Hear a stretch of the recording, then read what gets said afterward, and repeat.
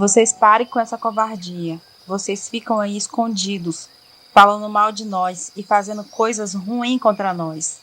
Isso não é bom. Vamos, vocês criem coragem e venham aqui fora. Venham dizer na nossa cara que vocês vão aprovar esses projetos que destroem a nossa existência. Meu nome é Kayapó, sou da etnia Kayapó, sou uma liderança e cacica mulher Kayapó. Agora em mês de junho, desse ano de 2021, eu acompanhei a delegação de Kayapó durante a mobilização O Levante pela Terra, que ocorreu em Brasília. Eu tenho muito orgulho da minha tia Tuíra Kayapó e muita consciência da importância das mulheres Kayapó nessa luta que nunca acaba. Terra indígena fica. Tuíra Kayapó é uma mulher guerreira, com uma longa história na linha de frente da resistência. O canto de guerra que abre este podcast é um chamado dela ao povo dos gabinetes de Brasília. Nele, Tuíra exige respeito e cobra diálogo olho no olho. Oé Kayapó é a primeira liderança feminina a se tornar cacica do povo Kayapó. Ela segue os passos de sua tia Tuíra e avança na luta das mulheres Kayapó em defesa de todos os povos indígenas. Eu sou Lucélia Santos e me sinto muito honrada com a presença de Tuíra e da Oé Kayapó neste podcast. Por meio delas, homenageio todas as mulheres indígenas do Brasil e do mundo.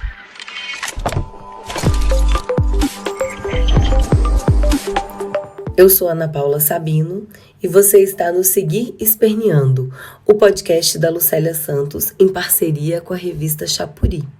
Nesse episódio, Terra Indígena Fica, nossa cacica Lucélia trata das últimas ações do Estado brasileiro para retirar dos povos indígenas o pouco que resta de suas terras originárias. Em fevereiro de 1989, em Altamira, no sul do Pará, aconteceu o encontro dos povos indígenas do Xingu. Os indígenas andavam assustados com as notícias sobre a construção de barragens no Xingu. Foram convidadas pessoas e entidades aliadas dos povos da floresta, e eu estava lá.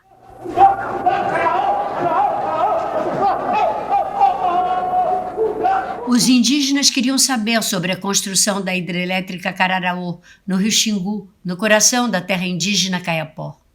Representando o governo federal, o engenheiro José Antônio Muniz Lopes, então presidente da Eletronorte, tentava em vão explicar as razões para a execução daquele projeto insustentável. Em dado momento, a paciência indígena acabou e a coisa desandou. Tenotamo! De repente, uma jovem indígena entoa o grito de guerra do seu povo e encosta o facão no pescoço do engenheiro. O tempo fechou. Eu não queria matar o branco. Eu só queria mostrar para ele o que é opressão.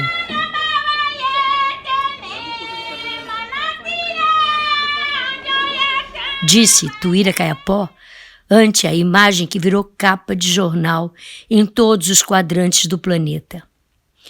O gesto de Tuíra ganhou o mundo e, por um tempo, segurou a tragédia da construção de barragens no Rio Xingu.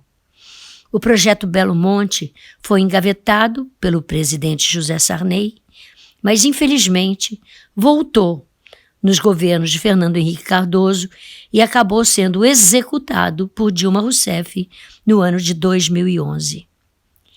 Naquela tarde, em Altamira, eu me senti completamente impotente ante o massacre anunciado pelo Estado brasileiro contra os povos do Xingu. No impulso, eu e Gabeira alugamos um carro de som e saímos pela cidade denunciando a gravidade do que estava acontecendo. Conseguimos organizar um comício relâmpago que encheu de gente. Político, a gente tem que se juntar, se organizar e exigir uma resposta do governo brasileiro. Eu soube depois que escapei da morte por um triz, porque os jagunços do latifúndio tentaram me pegar.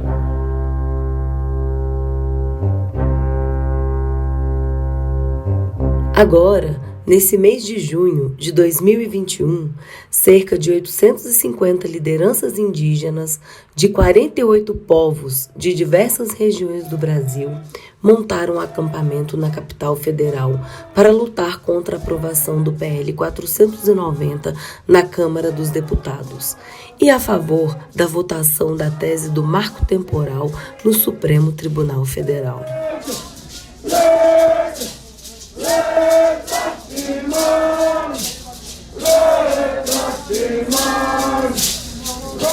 O projeto de lei 490 legaliza a tese do marco temporal, que acaba com os direitos constitucionais dos povos indígenas.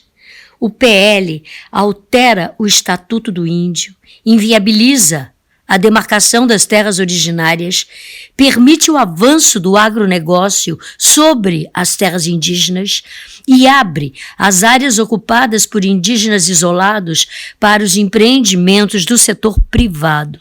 Pautado e aprovado na CCJ a toque de caixa por sua presidenta, a deputada bolsonarista Bia Kicis, em 29 de junho, o PL 490 segue agora para a votação em plenário na Câmara dos Deputados e, em seguida, vai para o Senado.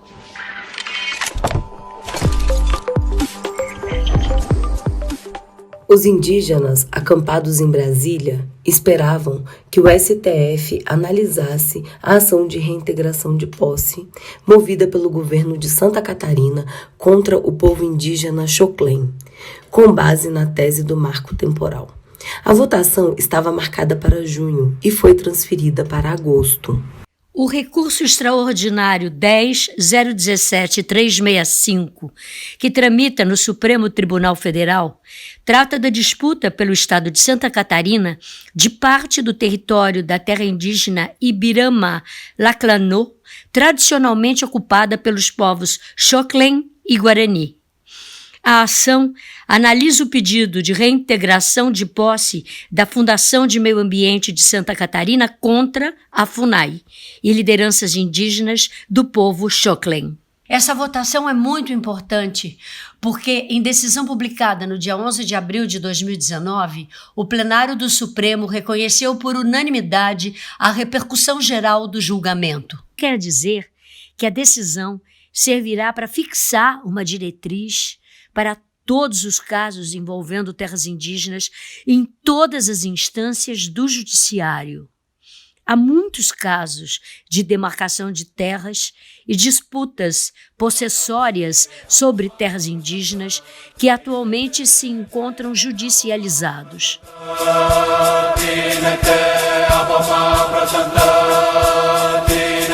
Assim, como o PL 490, há também muitas medidas legislativas que visam retirar ou relativizar os direitos constitucionais dos povos indígenas. O que está em jogo é o reconhecimento ou a negação do direito dos povos originários ao seu bem mais sagrado, o direito à terra. Duas teses disputam os votos do Supremo. A tese do indigenato, acatada pela Constituição Federal de 1988, garante aos indígenas os direitos originários sobre as terras por eles ocupadas desde tempos imemoriais. A tese do marco temporal, de origem recente, advoga o direito dos povos indígenas de demarcar apenas as terras que estavam sob sua posse no dia 5 de outubro de 1988. A decisão do Supremo Tribunal Federal pela tese do indigenato poderá resolver a situação de mais de 300 projetos de demarcação que estão parados em alguma burocracia do Estado brasileiro. Essa opção também abre caminho para regularizar as outras 537 terras que, por lerdeza do Estado, não têm nenhum processo de demarcação iniciado. Por outro lado, se o Supremo Tribunal Federal optar pela tese de marco temporal, as terras indígenas ficarão expostas à ação violenta da expropriação e da grilagem.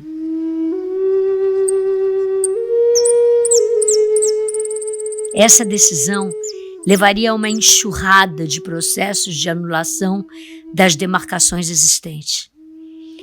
Os povos indígenas teriam pela frente um futuro incerto, marcado por massacres, mortes e violências.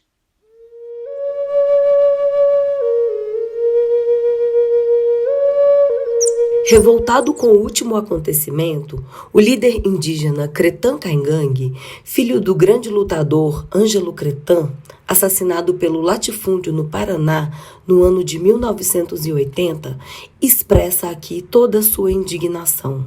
Primeiro que eu estou chateado, sabe? Porque eles não têm noção do que é o sofrimento nosso com povos indígenas, não por causa de nós estar acampar aqui, mas daqueles que moram embaixo de uma lona na beira da estrada e que estão dentro de uma retomada, sofrendo ameaça, sofrendo reintegração de postos, gás lacrimogêneo, lideranças criminalizadas. O ministro não tem noção disso. Até quando eles vão nos negar o direito constitucional? Fica a pergunta: até quando?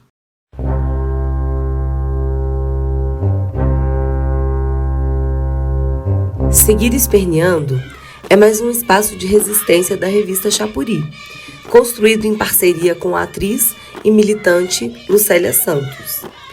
Esse episódio, Terra Indígena Fica, resulta do esforço coletivo de Agamenon Torres, Ana Paula Sabino, Duda Meirelles, Janaína Faustino, Lucélia Santos e Zezé Wais. Terra Indígena Fica conta com a participação especial de Tuíra Kayapó, Oé Kayapó e Cretan Caingangue, a que agradecemos. Seguir Esperneando é patrocinado por Bancários DF, os Sindicatos dos Bancários de Brasília, a FENAI, a Federação Nacional das Associações do Pessoal da Caixa Econômica Federal, FETEC CUT, Centro-Norte, Federação dos Trabalhadores e Empresas de Créditos do Centro-Norte, Simpro-DF, os Sindicatos dos Professores do Distrito Federal. Colabore com a revista Chapuri. Compre um produto na nossa loja solidária, lojachapuri.info, ou faça uma doação de qualquer valor via Pix, contato@chapuri.info. Até o próximo episódio de Seguir Esperneando.